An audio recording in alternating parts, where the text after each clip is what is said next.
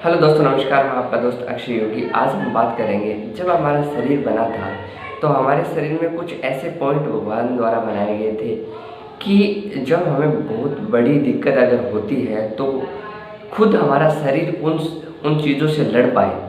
तो उसके लिए कुछ ऐसे पॉइंट बनाए थे और उन पॉइंट को अगर हम उत्तेजित करते हैं तो बहुत बड़ी बड़ी प्रॉब्लम हमारे शरीर की बहुत आसानी से उपचारित की जा सकती है। उनको वैज्ञानिक ढंग से अगर मैं बताऊं तो उसको मरम चिकित्सा के नाम से कहते हैं, और उन जिन पॉइंटों की अगर मैं बात कर रहा हूँ उन्हें मरम कहते हैं। विदेशों में इस चीज़ को एक्यूप्रेशर पॉइंट के नाम से भी जाना जाता है। हमारे शरीर में भगवान ने 107 ऐसे पॉइंट बनाए हैं जिनका रिलेशन हमारी बड़ी बड़ी रोगों से जिनको समाधान किया जा सकता है उनको उत्तेजित करके, उन पॉइंट की मैं आज आपसे बात करूँगा। 107 पॉइंट है, लेकिन इस वीडियो में बड़ा होने के कारण से मैं आपको बताऊंगा कि इस वीडियो में आपको मैं सर से ऊपर वाले यानी जो गर्दन की यहाँ से ऊपर वाले जितने पॉइंट हैं जिनको मैं 37 पॉइंट के नाम से 37 पॉइंट हैं उनको मैं बताऊंगा। उन 37 पॉइंट में आपको उन पॉइंटों की जगह कौन सी है उसको उत्तेजित किया कैसे किया जाता है, और उसके साथ मैं ये बताऊंगा कि उनको उनकी किस बीमारी के साथ उसका रिलेशन है, या उसको उत्तेजित करेंगे तो कौन सी बीमारी से हम अपन समाधान निकाल सकते हैं। तो मैं सबसे पहले स्टार्ट करता हूँ स्थपनी मरम से। जो ये आईब्रो है, दोनों आईब्रो के बीच में ये पॉइंट है, ये पॉइंट हमारे एक मनोरोग, डिप्रेशन, तनाव और मेमोरी के लिए बहुत ही कारगर है। और जब इस पॉइंट को 8-8 सेकंड का उत्तेजन करेंगे तो हमारे एक मेमोरी बढ़ती है और साथ में हमारा जो तनाव है शरीर का, ये दोनों आईब्रो के बीच में जो पॉइंट है उसको स्थपनी कहते हैं। अब आईब्रो का दूसरा पॉइंट मैं बताऊंगा कि जैसे आईब्रो का यहाँ आईब्रो खत्म होते हैं वहाँ एक खड्डा होता है, उसे अपांग मरम कहते हैं। जिनको आंखों की प्रॉब्लम, जैसे मतलब जिनको दिखना धीरे धीरे कम होने लगा है, कलर ब्लाइंडनेस के नाम से भी होता है कि विजन जो है वो कलर साफ नहीं दिखते हैं जिनको, उसके अलावा जिनकी आंखें जो होती है वो महंगापन रहता है, स्क्विंट जिसको कहते हैं, वो अगर इसको 8-8 सेकंड में दबाते हैं तो वो बहुत अच्छा उनको रिजल्ट मिल पाता है, उसको बोलते हैं अपांग मरम। जैसे हम इसके आगे चलते हैं तो इसके और इस कान के बीच में जो बीच का जो पॉइंट होता है उसको कहते हैं शंख मरम। शंख मरम उसको कहते हैं।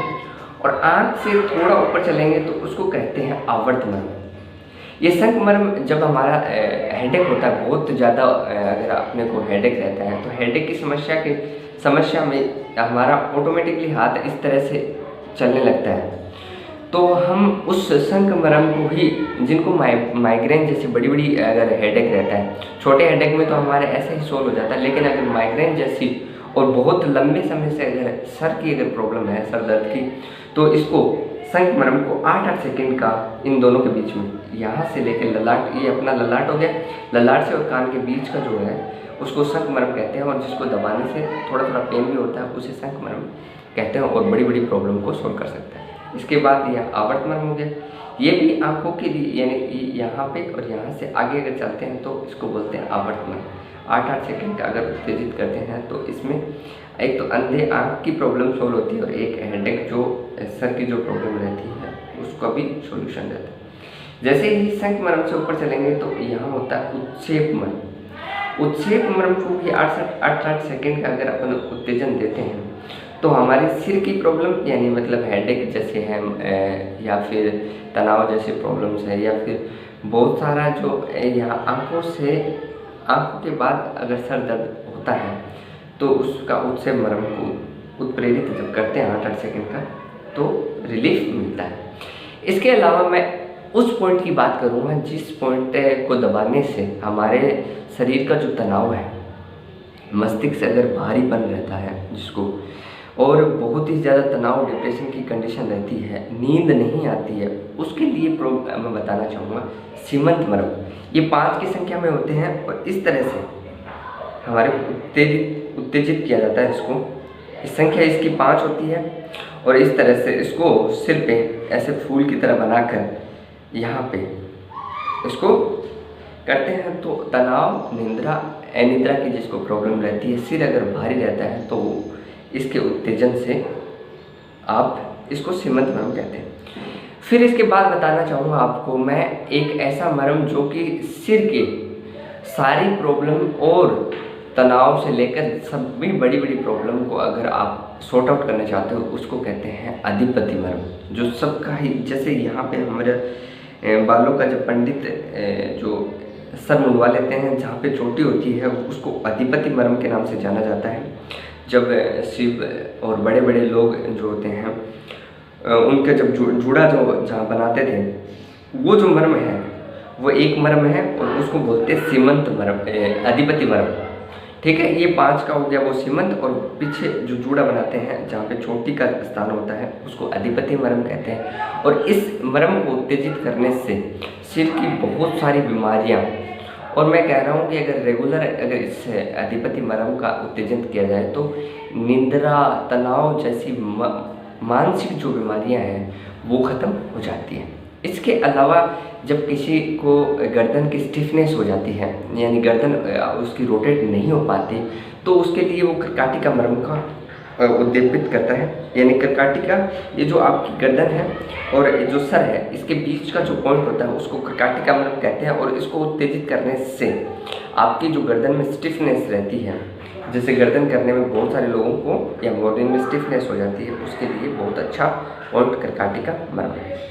इसके अलावा मैं कहूँगा कि कुछ लोगों को कान में प्रॉब्लम रहती है कि कान में अगर दर्द रहता है या कान में बहुत सारी बड़ी बीमारी रहती है, उनके लिए विदुर मरहम की बात करूँगा। ये जो कान है, कान के जैसे पीछे अगर बात करूँ तो 8-8 सेकेंड का इस तरह से अगर उत्तेजित करते हो, वहाँ क्या होता है, विदुर मरहम होता है।